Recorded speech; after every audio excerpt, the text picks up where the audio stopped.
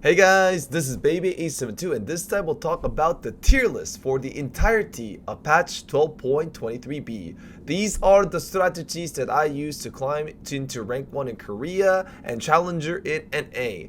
Now, the starting itemizations are going to be either a tier, a chainmail, or a bow. A tier can build into a blue buff, which can build into Lulu 3-star supers, Yumi 3-star supers, Zoe with blue buff as a carry, Hearthstone or Heart Soraka. So there is a multitude of carries you can go for, and tiers can build into a variety of tank and damage itemizations, so they are very versatile in nature.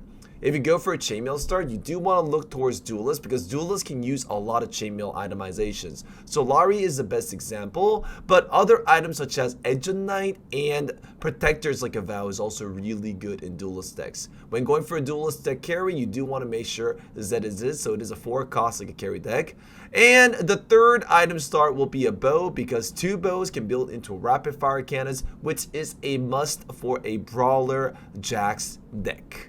Okay, now, once you get a blue buff, well, we all know Super, Yumi, and Lulu. There's plenty of videos on that. I'm going to talk more about generic AP decks. Now, how an AP deck works is that you want to put your blue buff on a heart unit. It doesn't really matter which one. You can even just add a Yumi in and make it work, but usually the best ones are either Sona or Soraka. Sona because she can heal, Soraka because she does a lot of damage. And the most important part about this deck isn't really the carry, but it's morely about the front line. You want to use specifically Annie, Alistar, Echo, and Zoe. You want Annie and Alistar because Annie is a very donkey girl who has a good shield ratio on her ultimate, and she is an Oxforce, so she will buy some time even if she dies. She can also scale with the hearts as well too. The heart synergy will make her stronger. And Alistar too because he's a mascot, Aegis, and an Oxforce. These are all synergies fit to buy you as much time as possible. Echo's in because he's also an Aegis and he's a prankster, so not only will he buy time for your team, he'll also give Zoe the prankster bonus, giving additional targets to juke or jabait the enemy team as well too.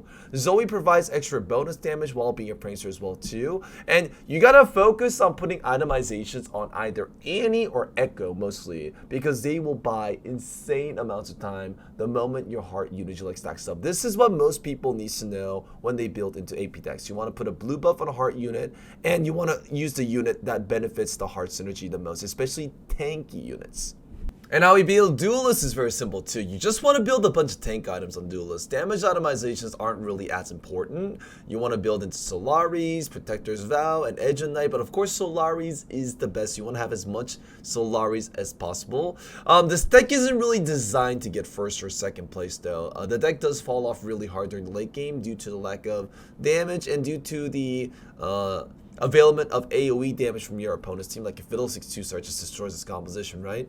But you do want to focus on getting Zed as your main carry. You can also put in Sejuani for Laser Corpse and AoE CC.